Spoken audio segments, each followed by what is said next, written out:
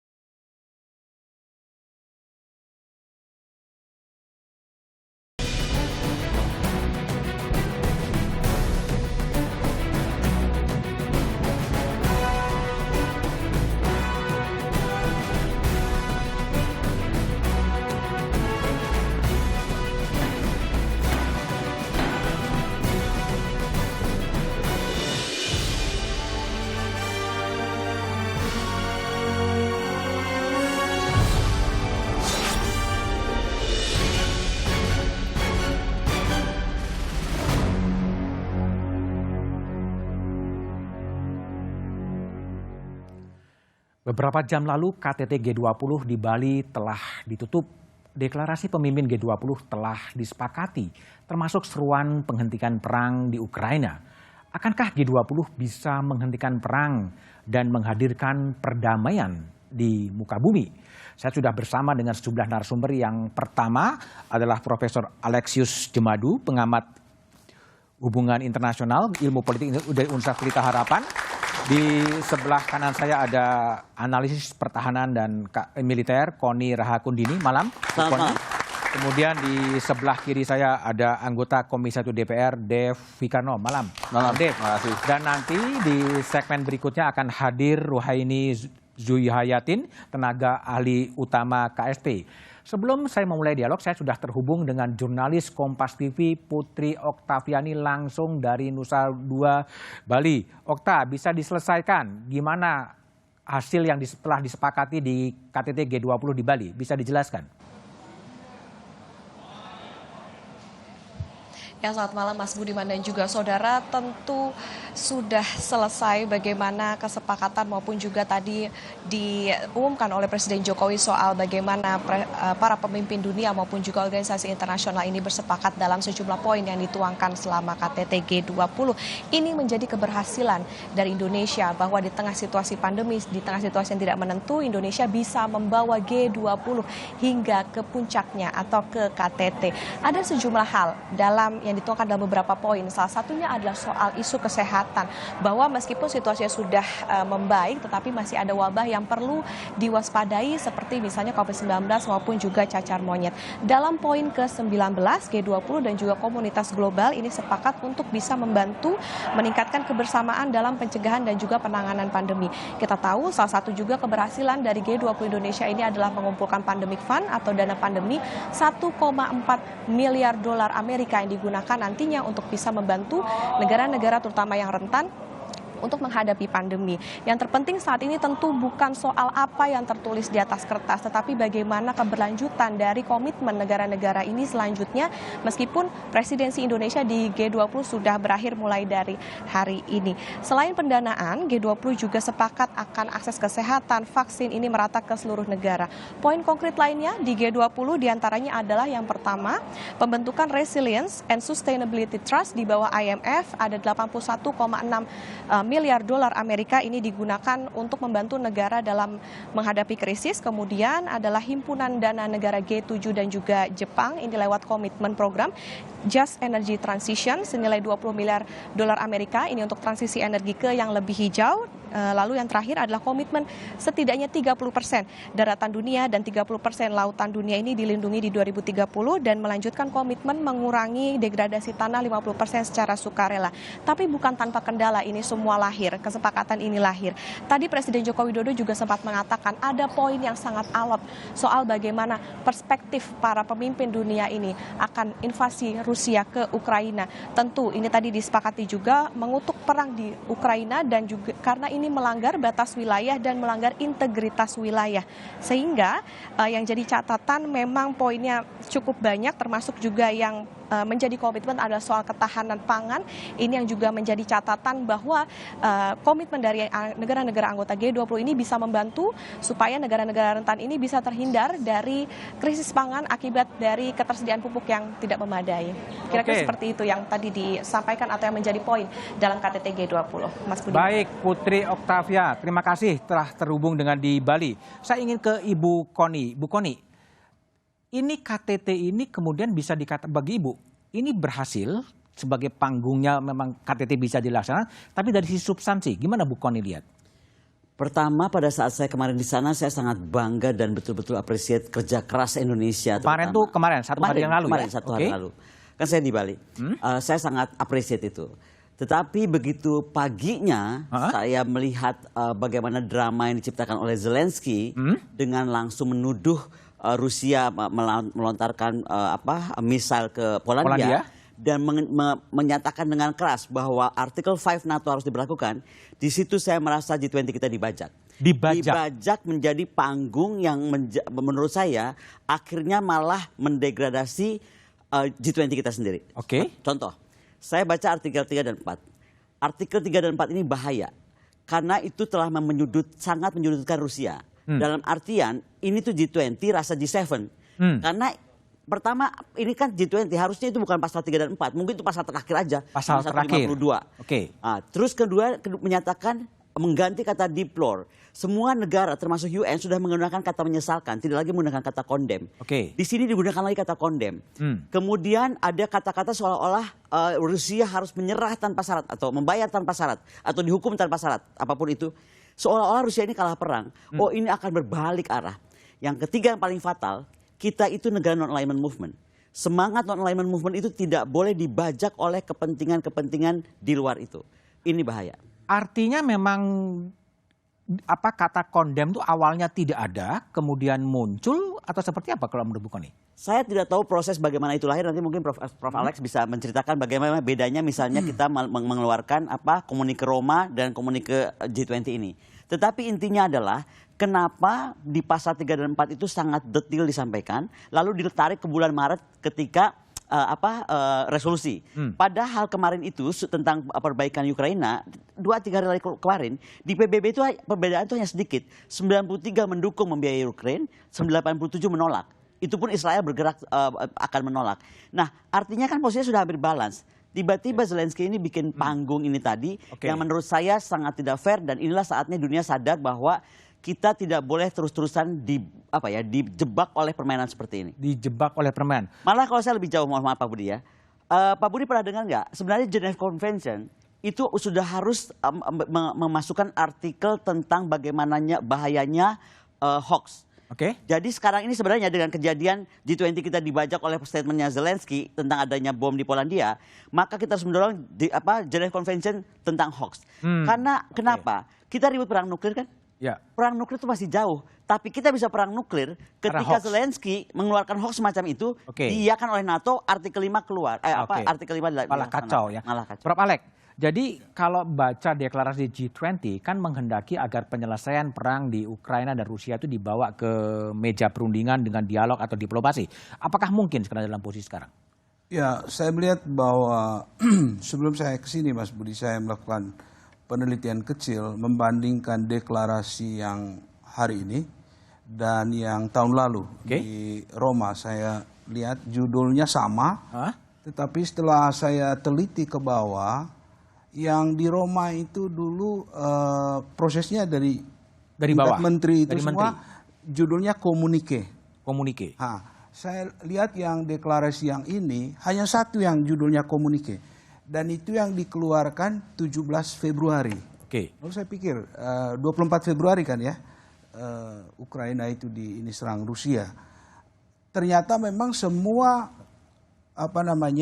dokumen setelah 17 Februari itu judulnya semua adalah chair summary. Artinya tidak ada kesepakatan di tingkat bawah yang diresmikan di Bali ini. Sehingga interpretasi saya adalah betul ini deklarasi dari G20, tapi mungkin lebih merupakan bukan statement of commitment, tapi statement of intention lah, katakanlah. Statement of intention. Ya, maunya melakukan begitu. Sehingga saya pikir kita harus kritis melihatnya, karena mungkin komitmen itu bisa dikatakan tidak ada. Karena kalau di tingkat menteri tidak ada kesepakatan, masa presidennya langsung mesahkan? Kan satu Dalam bacaan propaganda itu datang dari atas ya? Ya, ini kan prosesnya mulai dari bawah kan, di tingkat menteri dulu toh, menteri sepakat, lalu akan disahkan di Bali, lalu keluarlah statement itu toh, sehingga menjadi komunike, ya. Tetapi yang saya lihat itu semuanya chair summary. Chair summary. Di atas 17 Februari itu, berarti setelah kejadian di Ukraina. Nah, sehingga menimbulkan pertanyaan kita ke depan, apakah poin-poin yang tadi dilaporkan wartawan Anda itu semua bisa dilaksanakan atau tidak? Nah, ini kan nuansa politiknya tinggi sekali. Dan juga akan menimbulkan polarisasi yang mungkin makin besar. Makin besar ya? Karena saya menduga Rusia akan bereaksi, kenapa blame itu semua sama saya. Baik. Dave, ini kan pemerintah kan telah berupaya total luar biasa ya, untuk mendamaikan antara Ukraina dan Rusia. Tapi apa sih yang bisa dikerjakan oleh Komisi 1 DPR untuk membackup agar upaya untuk menciptakan perdamaian di muka bumi itu bisa berhasil? Tapi jawaban Dave setelah jeda berikut ini.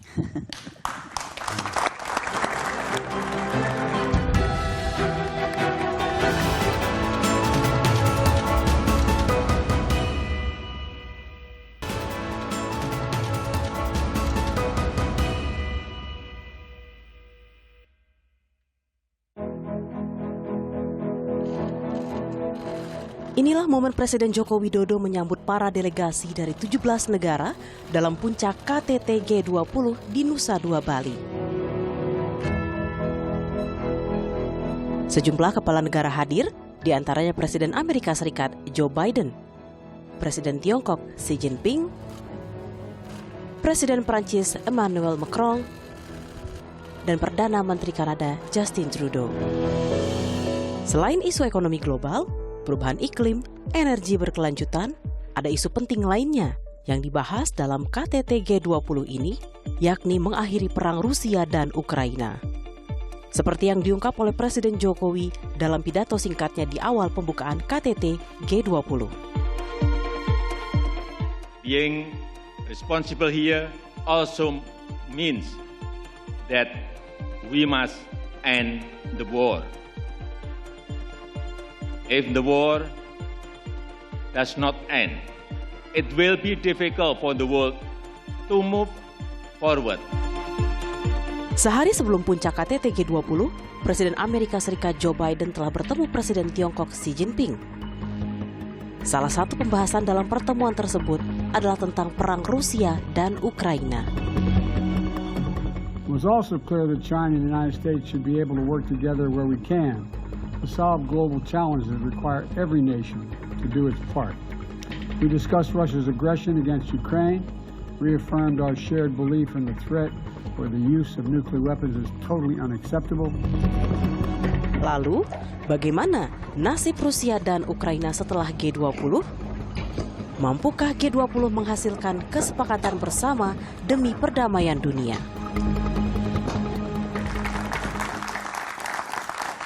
Oke, Dave. Ini pemerintah Presiden Jokowi khususnya memang sangat berupaya keras untuk mendamaikan, menghentikan perang di Ukraina dan Rusia. Komisi 1 memandangnya seperti apa? Ya, jadi gini, pertama kita apresiasi luar biasa kepada pemerintah dan seluruh panitia pelaksanaan acara ini berlangsung dengan baik. Presiden itu dari awal itu sangat memfokuskan tenaga pikirannya, bahkan sampai naik kereta berjam-jam ke Kiev untuk ketemu Zelensky, terus habis itu langsung terbang ketemu Putin, lalu habis itu lanjut ke UAE. Itu kan berarti menunjukkan memang dia sangat serius. Dan ya memang kita agak sedikit kecewa. Kecewa kenapa panggung yang sedemikian indahnya dan bagusnya diganggu di ujung dengan ada drama-drama yang Panggung yang mana nih? panggung acara yang di G20. G20, Nah, ini kan sudah luar biasa.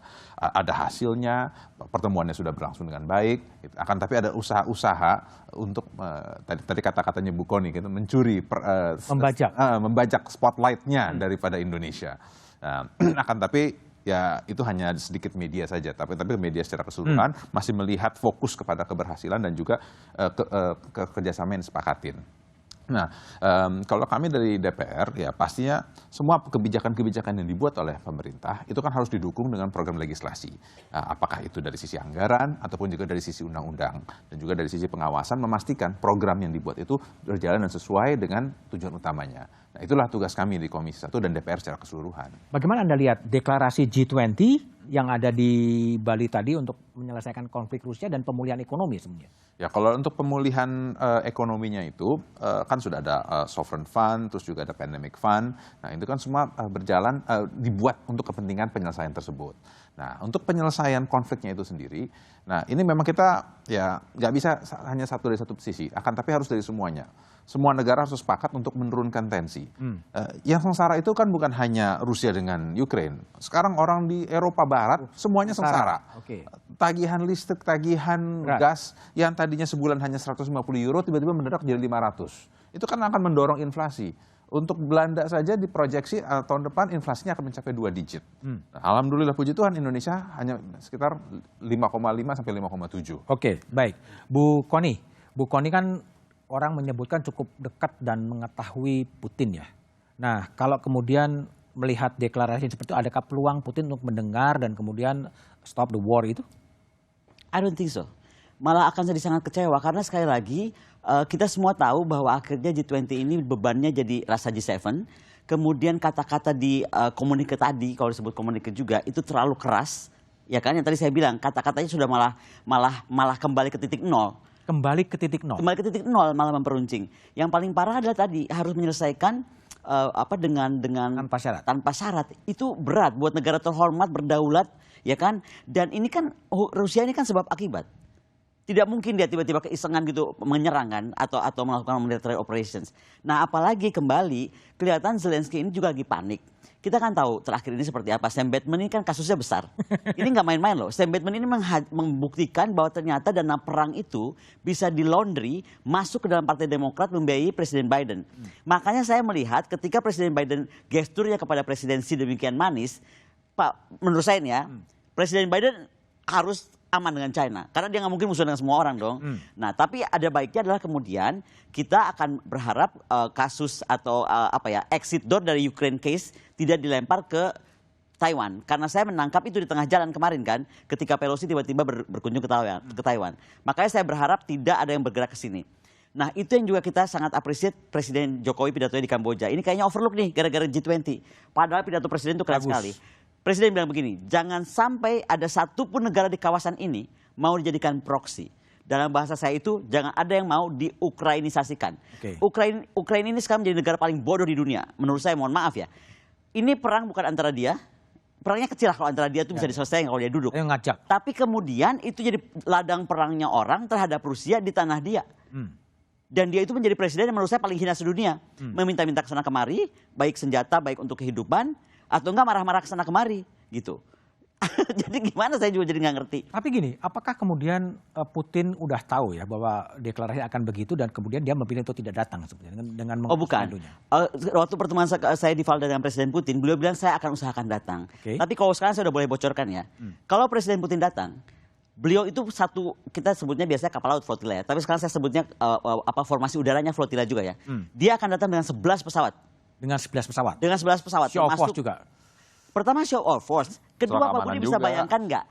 Musuhan sama satu negara aja udah pusing. Ini 7 negara musuhin dia, ya dia akan lebih ekstra. Saya sampai bilang Pak Dev ya, hati-hati ada lalatnya tuh drone. Kan sekarang perang udah yang jangan diharapkan kayak perang nuklir. Saya udah nggak takut sama perang nuklir, saya lebih takut sama perang yang terlihat.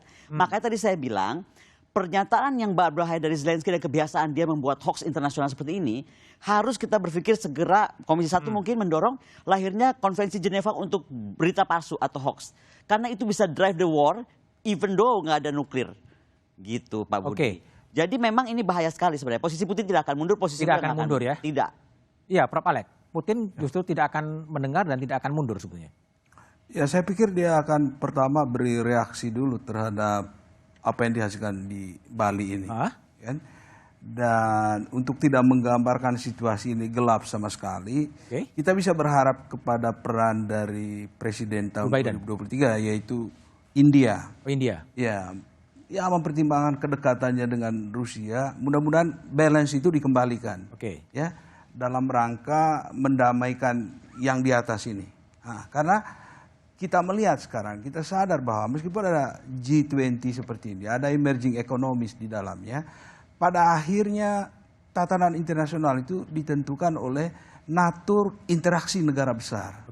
Sudah terbukti di sini. Jadi kalau pertemuan Joe Biden dan Xi Jinping yang di Bali itu bisa berdampak nggak untuk menurunkan ketegangan di level global khususnya untuk perang Ukraina dan Rusia? Ya, itu menarik karena gini, kalau kita ikuti pernyataan dari Biden maupun dari Xi Jinping, arah pragmatisme itu ada. Keduanya menyadari bahwa tidak ada guna meningkatkan kompetisi kita ke level konflik. Kita akan dirugikan. Lebih baik kita kerjasama. Dan dari situ mereka mulai menyusun yang kita harus nanti monitor tindak lanjut dari pertemuan di Bali itu. Kalau itu nanti memang mereka serius bahwa mau menekankan interdependensi mereka, kerjasama mereka, maka itu berita baik bagi kita. Karena startnya nanti harapan kita dari situ, kalau Cina dan Amerika itu bisa kerjasama, mungkin bisa mengkondisikan semua yang lain. Tetapi spirit yang ada di balik poin-poin deklarasi Bali ini memang sedikit mencemaskan. Karena politiknya itu tinggi lebih dominan sekali. ya? Terlalu kental. Alinea pembuka itu poin 1, poin 2 itu udah dimulai dengan politik dan itu menentukan tone ke belakang, bawahnya. The whole draft. 52 pasal. Iya, ke bawah itu memang bagus semua statement itu yang menyangkut krisis yang terjadi multidimensi sekarang semuanya bagus, tapi kalau politiknya ini tidak mengizinkan, sulit juga. Tapi memang jangan-jangan itu memang jadi atensi publik juga isu politik itunya sebenarnya lebih dominan sebetulnya. Iya, orang kalau baca dokumen itu kan dia lihat yang pertama itu apa kan, Mas? Karena itu membuka yang ke bawah kan. Kalau di situ dibuka dengan suatu nada atau frame politik, nah itu menentukan seluruhnya. Itu nanti bagaimana itu dilaksanakan. Belum lagi kalau kita mempertimbangkan proses yang kita tahu selama ini ya. Tadi yang saya bilang hanya chairs summary, ya, bukannya kesepakatan. Artinya kita masih mempertanyakan kira-kira compliance dari negara-negara ini nanti terhadap kesepakatan itu seperti apa. Karena di dalam satu penelitian yang dibuat oleh pusat studi di Kanada itu, jadi keberhasilan KTT itu diukur dari tingkat compliance terhadap item-item yang disebut di situ. Nah pertanyaannya, oke, mari kita lihat compliance negara-negara ini atau anggota ini dalam 1 tahun ke depan. Kan dari poin-poin yang ada di deklarasi ini. Tapi kita bertanya juga, lah apakah itu memang mereka akan comply, sedangkan itu tidak dimulai dalam satu proses yang wajar, dimulai dari kesepakatan menteri lalu disahkan di tingkat kepala negara. Nah ini yang menjadi pertanyaan kita dan mungkin suatu saat kita akan dapat jawabannya bahwa deklarasi ini seperti yang saya katakan tadi ya betul deklarasi, tapi declaration of intention, not declaration of commitment. Karena kalau komitmen itu ya pemerintah pasti mulai dengan proses yang seperti selama ini sudah dilakukan ya. Menteri sepakat dulu, oke, ini komitmen kita, ini sesuai dengan kepentingan nasional kami tanda tangan. Kan gitu. Ya. Baik. Oke, saya ke Ibu Ruhaini. Bu Ruhaini. Ya, Bu Ruhaini mungkin akan bergabung kira-kira bagaimana dengan hasil dari G20 yang baru ditutup tadi, tapi tanggapan dari Bu Ruhaini setelah jeda berikut ini.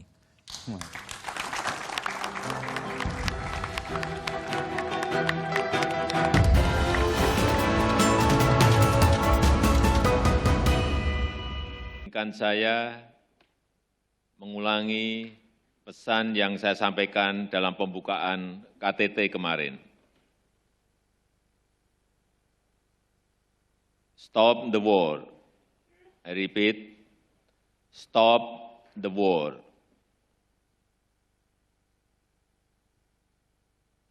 A lot is at stake. Banyak hal yang dipertaruhkan. Perang hanya akan menyengsarakan rakyat. Pemulihan ekonomi dunia tidak akan terjadi jika situasi tidak membaik.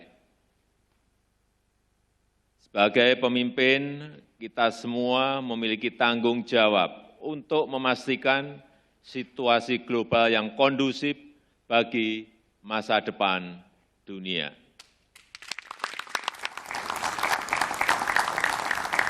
Masih bersama saya Budiman Tanrujo di Satu Meja The Forum. Telah bergabung bersama saya tenaga ahli utama Kantor Staf Presiden Ruhaini Zuhayatin. Bu Ruhaini, malam Bu. Selamat malam Mas Budiman.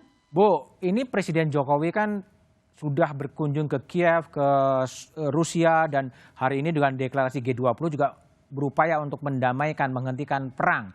Sebetulnya apa concern dari Presiden Jokowi? Sekedar menjalankan tugas konstitusi untuk menciptakan perdamaian di dunia atau seperti apa, Bu? Pertama Mas Budiman, saya ingin menyapa juga para narasumber ya yang ada di studio, dan saya mohon maaf tidak bisa hadir karena saya harus di Solo dengan ya, Bu. Untuk muktamar. Yang pertama adalah begini Mas, tentu pertama yang mendorong itu adalah bahwa itu adalah mandat konstitusi, itu pertama ya. Tetapi yang kedua seperti juga yang pernah kita diskusikan bahwa memang konflik itu dan perang itu membawa dampak secara global ya. Dan apalagi saat ini kita masih belum betul-betul pulih dari pandemi, kemudian tentu saja pandemi itu sendiri juga kemudian membawa dampak krisis ekonomi dan lain sebagainya, dan tentu saja konflik ini kemudian lebih mempersulit kondisi global, dan kebetulan ya kemudian presidensi G20 itu ada di Indonesia, dan presidensi G20 ini menjadi sangat berbeda gitu karena memang situasi politiknya demikian, dan juga adanya pandemi sehingga juga itu krisis ekonomi terjadi, sehingga apa yang disampaikan oleh Presiden tentu saja menyangkut dua hal tadi itu. Satu, mandat konstitusi. Yang kedua adalah keharusan untuk mengadres isu itu secara global. Ibu, jadi setelah deklarasi G20 diadopsi, nah apa yang akan harus dilakukan oleh pemerintah Indonesia juga agar betul-betul suara khususnya untuk stop the war itu bisa terlaksana di lapangan, Bu? Pertama, tentu saja perang ataupun konflik Rusia dan Ukraina ini kan mempunyai dimensi yang beragam ya, itu multidimensional, dan perdamaian itu membutuhkan effort dan juga membutuhkan jalan yang cukup panjang ya, dan tentu saja juga tidak ini harus juga diselesaikan oleh semua negara, mengingat akhir-akhir ini misalnya kita juga melihat bagaimana konflik ini juga melibatkan negara-negara yang lain.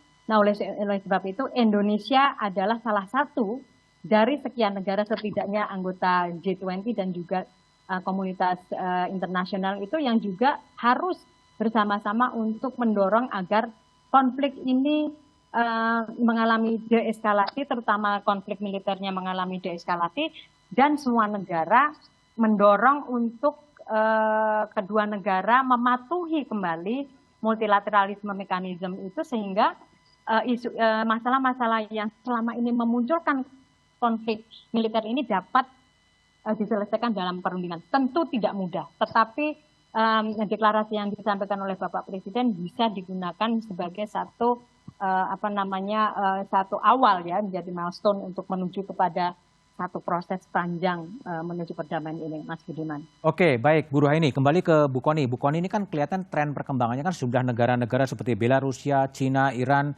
dan korut mendukung Rusia melawan NATO, Amerika Serikat sebaliknya. Ini pertanda apa? Dunia akan makin damai, makin atau harus bersiap menjadi kekhawatiran publik perang akan berlanjut dan lebih besar sebetulnya? Saya kira selama dunia itu dilakukan dengan cara hegemonic power seperti hari ini, itu dunia nggak akan pernah damai. Karena banyak hal dibajak, bukan saja masalah ekonomi, tapi masalah teknologi misalnya. Kita lihat misalnya persaingan Amerika dan China. Itu kan lebih kepada teknologi, kepada ekonomi, ya kan? Jadi memang sifat hegemonik ini yang mesti hilang. Dan untuk menghilangkan sifat hegemonik itulah sebenarnya makanya saya merasa G20 kita ini dibajak karena Indonesia itu sangat terkenal dengan posisi non-alignment movement-nya itu. Dibajak ya? Dibajak kita itu. Karena dengan non-blok itu harusnya kita tidak mengeluarkan kata-kata sekeras ini. Betul bahwa perang ini harus selesai, betul himbauan Presiden Jokowi, tapi kita semua tahu kok yang membuat ekonomi dunia ini terpapar, ini kan sebab akibat. Yang menyetop Nord Stream 2 masuk ke Jerman sebagai hub semua energi ke Eropa, itu Jerman yang menutup. Dari Rusianya yang ditutup. Nah, kemudian akhirnya itu membuat semua tadi yang disampaikan oleh Pak Dev, harga meningkat, industri stop. Dan itu artinya berdampak akan kepada inflasi besar. Nah, artinya jadi jangan disalahkan semua bebannya seolah-olah kepada Rusia. Satu hal. Yang kedua, apakah kita pernah menghukum Amerika ketika menyerang Vietnam, Korea, Irak, Afghanistan dan lain sebagainya dengan 5.000 sanksi? Tidak adil seperti ya? 5.000 sanksi yang diberikan pada Rusia. Mengucilkan. Jadi menurut saya yang terjadi dengan sistem hegemonik hari ini, satu negara dikucilkan dan kita kok tiba-tiba terjebak ikut mengisolasi. Saya nggak bilang kita mengucilkan Rusia, tapi dengan sekeluarnya kata-kata ini di dalam pasal 3 dan 4, kita terbawa-bawa akhirnya akan mengisolasi Rusia. Baik. Saya ke Bu Ruhaini dulu. Bu, ini ada pendapat bahwa G20 itulah dibajak sebetulnya dengan menjadi cenderung sangat politik. Bu Ruhaini menanggapinya gimana nih? Tentu begini Mas Budiman dan juga Bu Kony ya, bahwa sebuah deklarasi ini kan disampaikan dengan proses-proses dialog dan juga negosiasi yang sangat intens ya, dan tentu saja di sana sini sudah dipertimbangkan sehingga ketika kemudian itu disampaikan sedemikian rupa ya, itu tentunya adalah bahasa yang paling ringan. Paling ringan? Pasti sebelumnya itu pasti akan lebih keras daripada itu ya. Bahwa konflik itu adalah sebuah realitas yang harus dihadapi, dan konflik itu mau tidak mau memang berakibat secara global ya. Sehingga deklarasi itu dimaksudkan sebagai sebuah pernyataan yang realistis ya, bahwa memang intinya Indonesia adalah bahwa itu perang itu adalah menjadi isu global dan itu harus dihentikan. Jadi intinya di situ ya. Jadi apakah itu kemudian dibajak ya? Saya kira ini mungkin itu satu interpretasi satu interpretasi, tetapi interpretasi yang lain atau yang kita pahami adalah bahwa ini adalah sebagai sebuah realitas yang kita hadapi, dan realitas itu telah juga membawa dampak secara global pada aspek-aspek yang lain yang seharusnya ini bersama-sama kita perjuangkan agar tatanan dunia baru ini menjadi lebih baik setelah kita suffering dari pandemi dan juga dari krisis ekonomi ya, dan tentu oleh sebab itu saya kira itu normatif saja ketika Indonesia mengatakan bahwa itu stop perang itu ya, dan kemudian mari kita bersama-sama untuk menyelesaikan persoalan-persoalan global yang memang harus segera diselesaikan. Dev, ini tadi Bu Kony mengatakan bahwa panggung G20 harusnya milik Indonesia kemudian dibajak. Dan kemudian muncul juga artikel 3 dan 4 yang kira-kira masuk kepada mengutuk kepada terjadinya perang di Rusia dan Ukraina. Gimana Anda melihat penggunaan diksi soal kondem itu sendiri sebetulnya?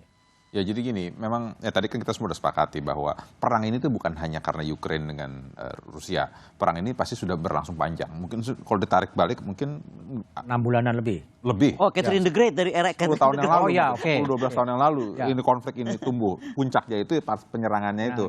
Nah, tapi ya itu tadi katakan jangan akhirnya Rusia itu ditekan terus-terusan. Kita lihat Jangan ditekan terus-terusan. Kenapa? Lihat Korea Utara, lihat Kuba. Disanksi selama puluhan tahun, Iran puluhan tahun disanksi. Akibatnya apa? Nggak ada apa-apa. Negara tetap berjalan. Ya memang ekonominya nggak bisa berkembang dahsyat. Tapi rakyat tidak ada teriakan dari rakyat untuk menjatuhkan kepemimpinan rejimnya. Jadi dan ini akan terjadi juga. Yang rugi itu yang sengsara itu akhirnya masyarakat dunia. Inflasi yang terjadi di Eropa dan di beberapa negara-negara lain itu akan berdampak pada supply chain. Dampak kepada supply chain akhirnya barang produk-produk yang lain mahal, akhirnya barang-barang juga akhirnya semua naik. Contoh aja, handphone Ya, sekarang kan baru tuh Samsung yang Z4 baru keluar. Itu susah barang di mana-mana. Kenapa? Karena chipsnya susah dapatnya. Nah, karena itu juga dampak dari perang. Terjadi juga dengan produk-produk lain, kendaraan-kendaraan lain. Akhirnya barang jadi mahal, spare partnya tinggi, barang yang susah, akhirnya terjadi lonjakan harga. Itu akan terus mendorong inflasi, menyusahkan masyarakat. Tapi tadi bagus tuh Pak Budi, beliau menyatakan soal Z4, soal chip. Sebenarnya isinya G20 ini teknologi. Kan forum ekonomi. Teknologi misalnya, bagaimana kemudian kita tidak terkonsentrasi kekuatan keahlian itu ada di Belanda saja atau di Taiwan saja, tetapi kemudian di shift ke kita.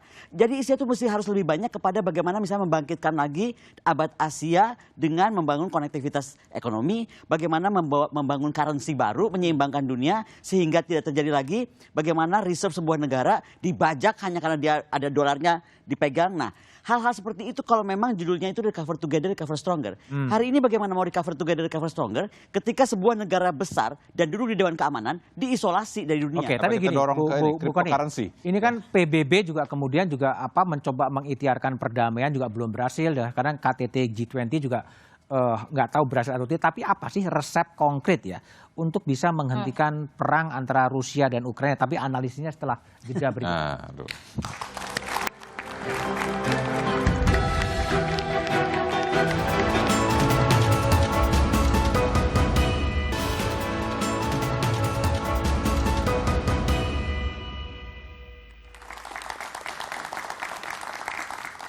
Masih bersama saya Budiman Tanrujo di satu meja The Forum. Kembali ke Bu Koni Rahakundini. Bu, sebetulnya apa sih ini perang yang fisik ya, udah hampir 6 bulan sejak Februari sampai sekarang.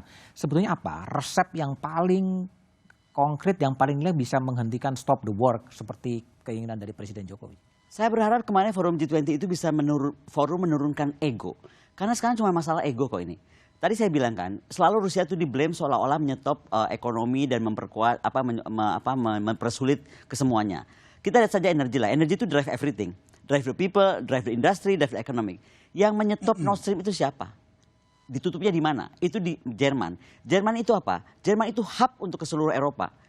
Jadi kan artinya ini ada ego. Nah ini menurut saya harus selesai adalah bagaimana ego itu diturunkan atau dihilangkan. Persisnya gimana yang dimaksud dengan menurunkan ego itu? Ya akhirnya sadari saja bahwa Rusia itu unbeatable. Unbeatable, dia survive dengan 5.000 sanksi. Saya bilang Presiden Presiden Putin itu sepertinya meng-copy paste semua pemikiran Bung Karno dan juga cara Bung Karno survive. Misalnya berdikari. Berdikari itu dilakukan betul. Ketika Swift Code dimatikan dari dunia, perdagangan dia terhenti, dia bikin Swift Code baru. Ketika internet dimatikan, dia bikin. Nah, sekarang persoalannya, mampukah orang lain begitu? Tidak mungkin. Tapi Rusia mampu. Jadi menurut saya, kata-kata semakin keras atau dengan mengancam dia seolah-olah tanpa syarat harus menyerah, itu sepertinya posisi Ukraina itu menang perang. Atau posisi NATO menang perang. They not win anything. Menurut saya dia malah makin mundur. Yang tadi Pak Dev sampaikan, kalau sampai 2 digit inflasi selesai Eropa, Pak. Oke, baik. Pak Alexius Jemadu. Ya.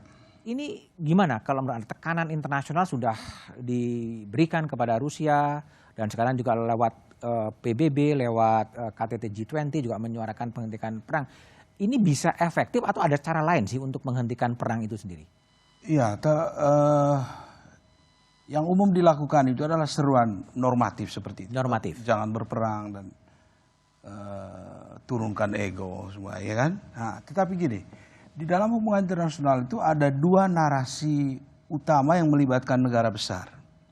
Yaitu yang pertama narasi interdependensi ekonomi. Dan narasi yang kedua itu kontestasi kekuatan. Power politics. Ya. Sekarang pertanyaannya, apa yang bisa kita lakukan supaya mereka bisa interdependensi ekonomi yang itu lebih dikedepankan. Nah, kita lihat China. Apa yang dia lakukan di Asia ini, ya meskipun dia bicara masalah Taiwan, tapi akhirnya bicara juga dengan Biden dia kan. Nah, China ini dia sangat mengutamakan interdependensi ekonomi. Tidak hanya di situ, dia institusionalisasikan juga kerjasama ekonomi itu. Sehingga dia bisa menguasai jejaring ekonomi yang ada di sini dan peaceful.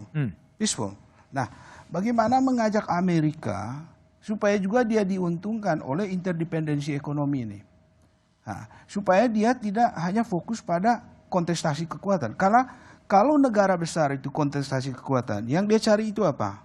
Military preponderance. keunggulan militer. Iya kan? Setiap negara adikuasa pasti yang dicarinya itu keunggulan militer. Nah, apa yang Indonesia bisa lakukan sehingga narasi interdependensi ekonomi lebih yang mengemuka. dikedepankan. ASEAN sudah melakukan itu. Di ASEAN Outlook of Indo-Pacific. Kalau persisnya Indonesia bisa memainkan peran apa di antara kontestasi dan kemudian interdependensi itu sendiri? Ya, pertama kita kan mempunyai platform di ASEAN. ASEAN itu begitu-gitu penting dia, Mas. Itulah yang membedakan antara kawasan Eropa dan Asia. Di Eropa itu tidak ada ASEAN. Nah, jadi di Asia ini banyak trouble spot. South China Sea, Taiwan, Korean Peninsula. Tetapi ada satu entitas regional kecil yang bisa mengumpulkan negara-negara besar itu. Dan bicara. Mekanisme ASEAN, setidaknya mereka bisa berdialog di situ dan duduk bersama. Di Eropa, absen entitas regional itu. Karena itu penting sekali platform ASEAN ini untuk tadi kita mengedepankan itu interdependensi ekonomi. Dan banyak sekali institusionalisasi kerjasama ekonomi ini yang berpusat di ASEAN.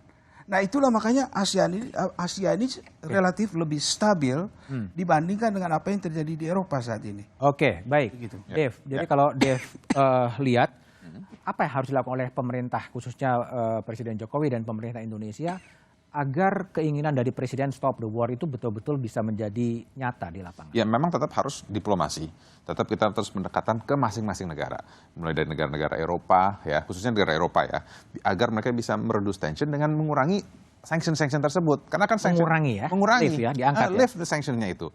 Karena kalau misalnya terus kita memojokkan, mengajakkan musuh, akan memperkuat kemarahan masyarakat Rusia untuk terus melawan. Ini kayak basic human nature ya. Makin ditekan, makin kenceng. Ya itu udah fisikal lah.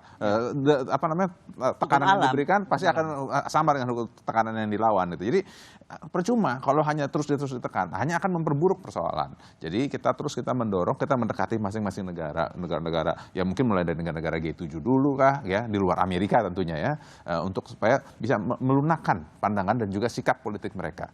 Nah, terus juga kita minta kepada Rusia juga untuk terus merendahkan tensi perangnya agar serangannya makin berkurang, pasukannya akan semakin ditarik. Mungkin tetap terfokuslah kepada wilayah Donetsk sama saya lupa tuh. Luhansk gitu. Baik, Bu Ruhaini.